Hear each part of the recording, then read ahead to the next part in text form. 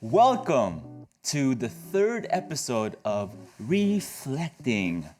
Now, if this is your first time joining us, welcome! Hi! Thank you so much for being here. In this series, we reflect on contemporary media, movies, TV shows, music, so that we are not just mindlessly consuming content and letting it influence our behaviors subconsciously, but so that we can think about what we are watching, what we are listening to, and make better decisions about what we accept as true or not. And for the third episode of Reflecting, we had to reflect on the one and only Spider-Man No Way Home that was released this past December 17th, 2021.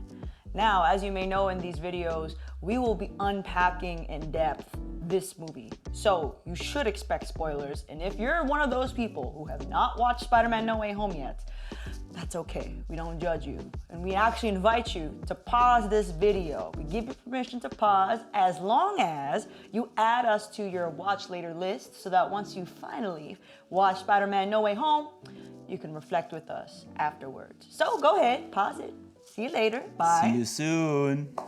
All right, so they're gone, right? I hope so. Whoever is left has already watched Spider-Man No Way Home, right? Hey, you haven't watched it? Get out here! Since you've already watched it, you don't need much of a recap.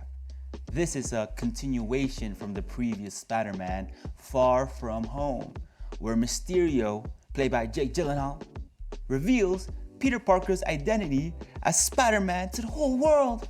The consequences of this is that Peter, his girl MJ, my Filipino brother Ned, cannot get into MIT because of their association with this scandalous Spider-Man.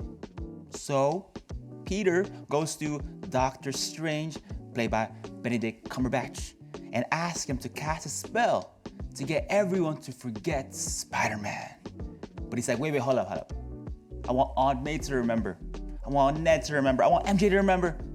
And this messes up the spell and opens up the portal to different universes.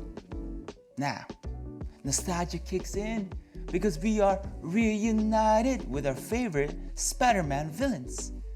You got green eggs and ham. Oh, I like that one. Electricity Bill. Sandy Cheeks. Dr. Octopus Prime. And That salamander That's guy. Salamander. That salamander guy. from that Geico commercial, right? Yeah. Salamander guy. Well, the rest of the movie, Peter is trying to help these guys and get them back to their respective universe. But he faces a moral dilemma. Should he help them or not? And along the way, Aunt May dies. That was a hard scene. And honestly, throughout the whole movie, got me flipping tables and just on my seat the entire time. But the one thing that was on my mind, especially at the end, after the whole movie was done, one question I kept reflecting on was, what Peter Parker did, was it the right thing to do? Did Peter Parker do the right thing? So, on one hand, through the logic of the multiverse, the lives of the enemies, the lives of all of these bad guys that we listed, their fate was inevitably to die, right? Their lives only had meaning insofar as they fulfilled what their destiny was, which was to die. And Doctor Strange, as he argued, they had to be sent home because that was just the natural reality of their respective universes in order for positive things to come about in their own universes. So honestly, I really did agree with Doctor Strange. Why need to intervene when necessarily it's just the natural flow of their universes and the natural consequences of their actions, they're just gonna die. Right? So when I saw Peter Parker just have this weird dilemma and he wanted to go for it to save these villains, I'm like, who gives you the right to mess with naturality? You know what I mean? That's nature. That's just reality. But as I continue to reflect on his decisions, especially as I continue to reflect on what happened in the movie, I can appreciate, and I really do commend both Peter Parker's and Aunt May's desire to fight for the villains' lives, because it really showed that they saw the value of their lives beyond what they're able to achieve, beyond what they're able to do for their respective universes. They saw innate value in their lives. Because let's be honest, like, I don't mean to be harsh, but those villains deserve to die, okay? They made choices, you know, their pursuit of glory, their pursuit of power, their pursuit of just like this weird intelligence that inevitably made them to have to die. That's just the natural consequences of their choices. So they didn't really deserve a second chance, yet Aunt May and Peter Parker wanted to give them a second chance. And to me, especially as a Christian, that's something that I think we all have to really see, that the value of someone's life goes beyond what we do, what we're called to do. The value of our lives stem from just who we are. Now, I didn't really answer too much of the question, did Peter Parker saving the villains, did they do the right thing? Let's look what happened. First off, Aunt May dies. And in order to get these villains back to their universe, at the end of the movie, Peter asked Doctor Strange to cast another spell to get everyone to forget not just Spider-Man, but Peter Parker. He sacrifices his life, you can say. He denied himself. He died to himself. He gave up his own glory, the memory of him, in order to give everyone else's life back. I know that, I'm pretty sure Peter Parker didn't have religion, but I'm pretty sure by the way that you explained him, totally Christian. Totally. You think so? Totally. Word, yeah. It's true. I'm just thinking about how by dying to himself, he became more himself. I got this next reflection from my cousin. You know, at the end of the movie, we see Peter moving into his own apartment, whereas before he was always sheltered by Aunt May, Iron Man, right? But now he can grow as the man that he was called to be. He can grow as the hero that Tony Stark knew him to be. I just want to stay there for a sec, because that really stood out to me, you know?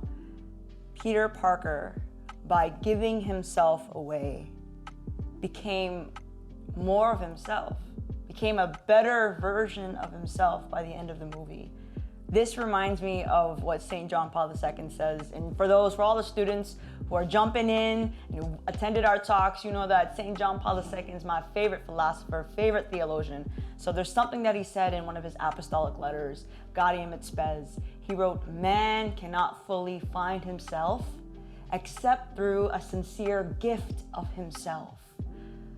Like, oh my gosh. And I think, you know, when you go through the movie shows the beautiful relationship of giving of oneself away and becoming a better version of oneself in a very humble way, right?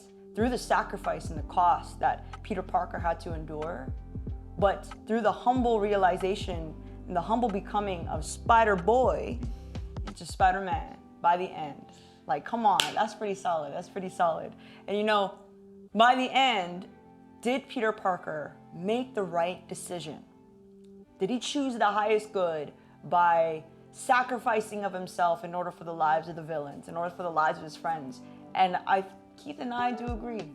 We think that he did make the right decision, because at the end, even through all the chaos, everyone's lives were well off and better after these decisions. And you might think, okay, but like Aunt May, she died. How can that be better for her?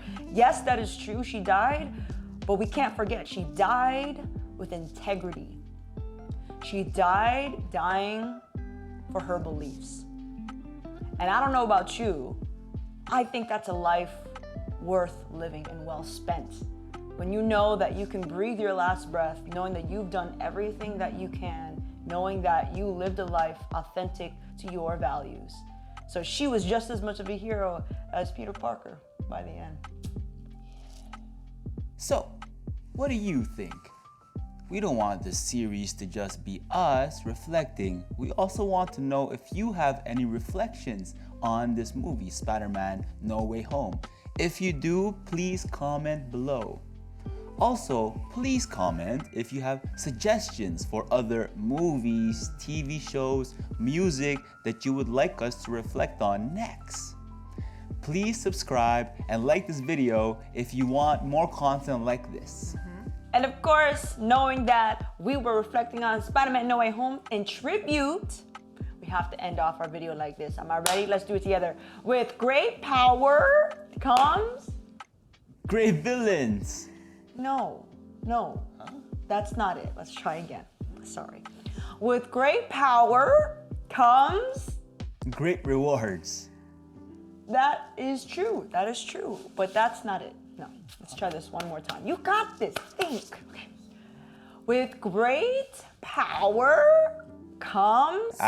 Great electricity bills. No. No.